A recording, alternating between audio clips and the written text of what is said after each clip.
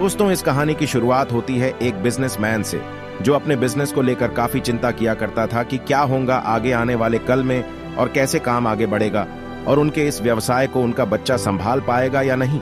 दोस्तों, उस बिजनेसमैन का एक लड़का भी था जो उनसे काफी बार कहता रहता था कि पापा, आप मुझे हमारे इस बिजनेस को संभालने का एक मौका दीजिए क्योंकि अब मुझे भी बिजनेस करना आ गया है।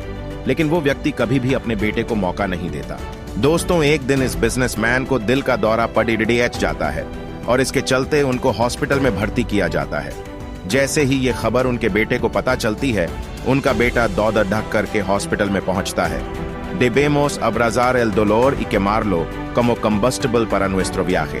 बेटा हॉस्पिटल में पहुंचने के बाद उसने ये देखा कि उसके पापा अब एडमिट है और डॉक्टर्स ने उससे ये कहा कि आपके पापा अब पहले से थोड़ा ठीक है और धीरे धीरे करके वे अब रिकवर हो जाएंगे। फिर उस लड़के ने अपने एक दोस्त को कॉल करके वहां पर बुला लिया। फिर उसका दोस्त वहां पर आता है और उससे पूछता है कि क्या हुआ भाई। फिर उस बिजनेसमैन के लड़के ने अपने दोस्त से कहा कि मेरे पापा को दिल का दौरा आया है और उन्हें अस्पताल में एडमिट किया हुआ है। इसके बाद उस बिजनेसमैन का लड़का अपने दोस्त से कहता है कि चलना जरा बाहर चल के आ जाते हैं, बहुत देर हो गई है। लड़के ने अपने दोस्त से कहा है कि भाई आ जाओ, आइसक्रीम खाते हैं। ये बात सुनकर उसका दोस्त थोड़ा चौंकता है और मन ही मन कहता है कि अरे ये क्या पागलपन है, पापा अंदर भर्ती है और ये यहाँ पर आइसक्रीम खाने की सोच रहा है।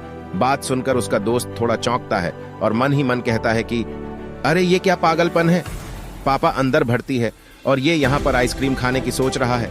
फिर उन दोनों ने आइसक्रीम खरीद ली और वे दोनों आइसक्रीम खाने लगे।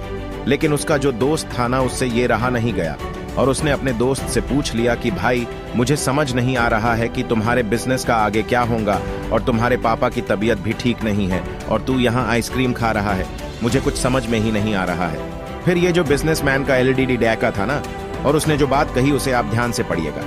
उसने अपने मित्र से कहा कि मुझे ये मालूम है कि तू ये सोच रहा होगा कि मेरे पापा एडमिट है, यहाँ पर आइसक्रीम चल रही है, मजे चल रहे हैं, पर ऐसा कुछ नहीं है। भगवान श्री कृष्ण का बहुत बड़ा भक्त हूँ और उनकी दो बातें हमेशा अपनी जिंदगी में याद रखता हूँ।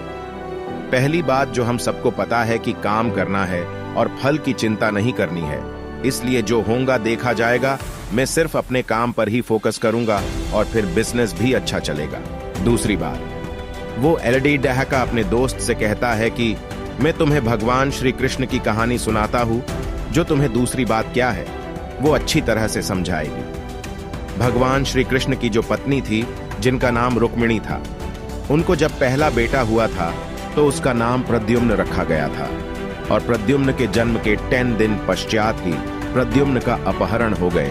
18 साल के बाद द्वारका में जब प्रद्युम्न की वापसी हुई और जब प्रद्युम्न द्वारका में वापस आए तो उनके साथ में उनकी पत्नी मायावती भी थी। अब समस्या ये थी कि मायावती की उम्र प्रद्युम्न से 20 साल ज्यादा थी। वहां रुक्मिणी पहले तो खुश हुई कि बच्चा वापस आ गया और फिर से दुखी हो गई क्योंकि इतनी बड़ी लड़की से शादी की। इसलिए रुक्मिणी फिर से भगवान श्री कृष्ण से जाकर कहने लगी कि ये क्या हो गया। फिर भगवान श्री कृष्ण जी ने मां रुक्मिणी जी से कहा कि जो हो गया है उसको स्वीकार कर लो और आगे बढ़ो और चिंता मत करो। लेकिन मां रुक्मिणी ये कह रही थी कि बड़ी लड़की से शादी क्यों कर ली और ये ही लड़की मिली थी क्या, और इस बात को स्वीकार नहीं कर पा रही थी।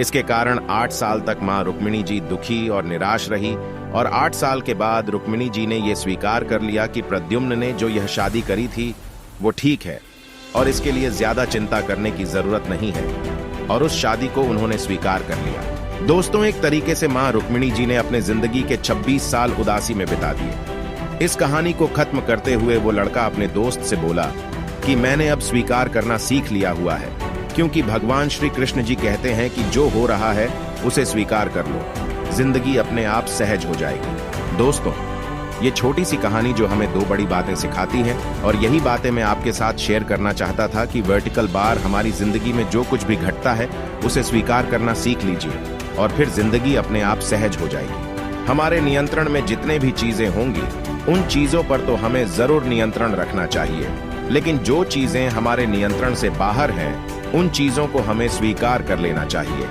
अगर हमने स्वीकार नहीं किया तो हमें भी मां रुक्मिणी की तरह बहुत सालों तक उदास रह जाएंगे।